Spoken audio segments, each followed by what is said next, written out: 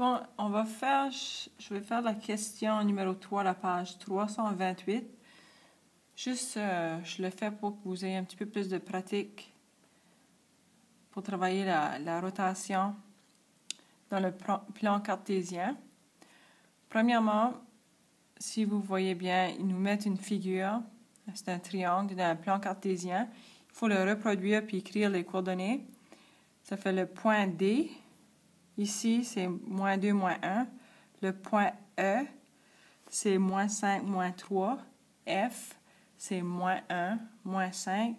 Ici, c'est ça, c'est la question 3, la page 328.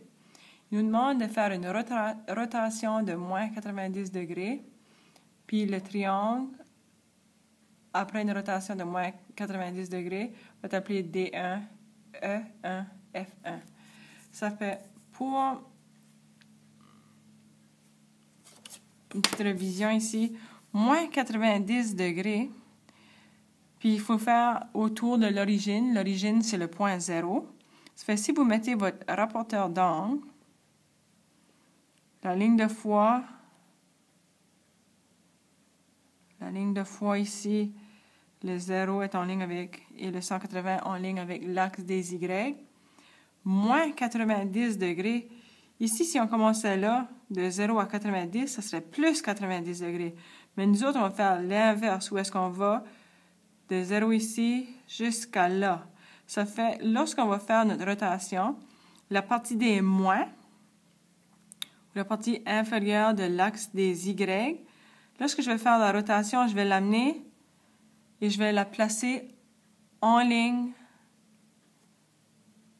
des négatifs de l'axe des X. J'ai reproduit le triangle sur acétate pour vous montrer qu'est-ce que la rotation ressemble. Alors, comme vous pouvez voir, je viens de placer l'acétate sur la feuille. Et si j'amène ici l'axe des Y jusqu'à ici, la partie négative de l'axe des X, ça ressemble à ceci. Alors, je tourne, je tourne, je tourne.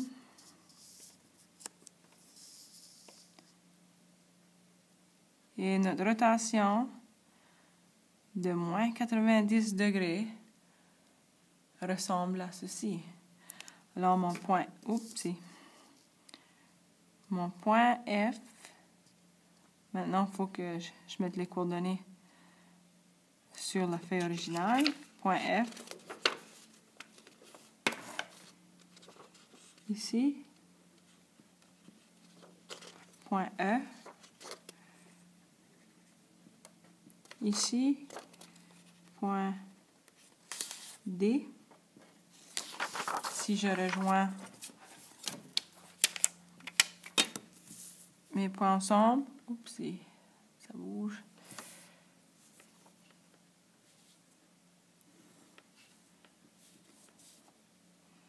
Ceci, c'est ma rotation, puis on l'appelle E1, F1, D1. Si on écrit les coordonnées de E sont sur l'axe des X, moins 3, plus 5. Le F sur l'axe des X, moins 5, plus 1. Le D sur l'axe des X, moins 1, plus 2. On va faire une comparaison.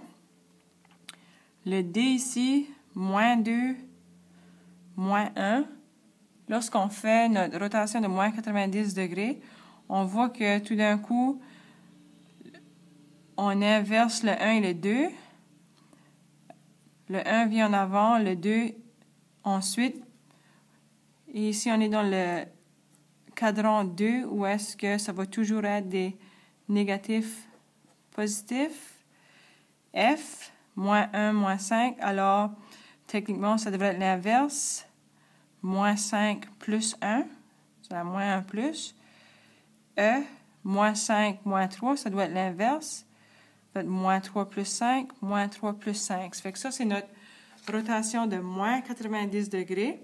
Maintenant, il faut faire une rotation de plus 270 degrés. Ici, c'est à partir de notre image, notre triangle de départ. Alors, plus 270 degrés, ça va ressembler à ceci.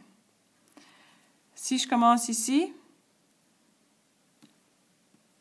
et je m'en vais jusqu'à là, j'ai 180 degrés.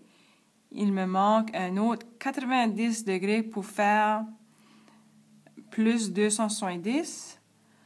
Alors, c'est comme si on l'ajoute. Ici.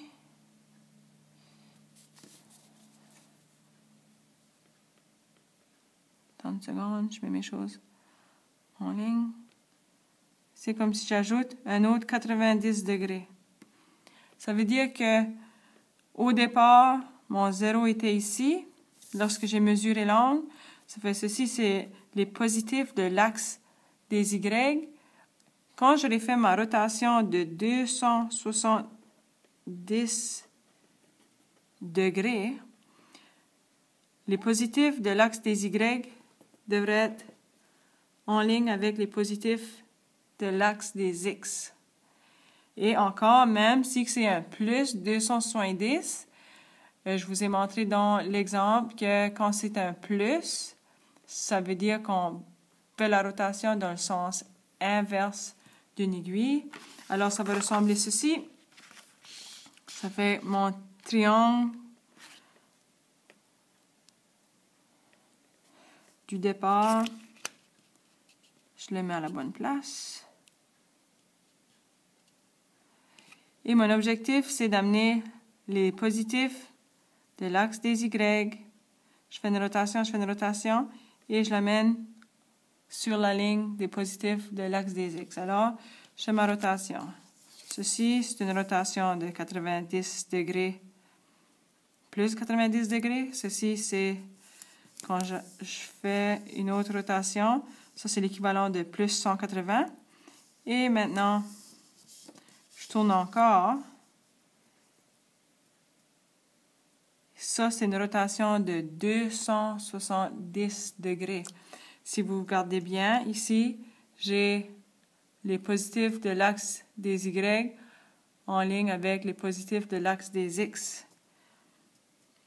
Alors, on peut bien remarquer que lorsqu'on fait une rotation de plus 270 degrés, c'est l'équivalent d'une rotation de moins 90 degrés.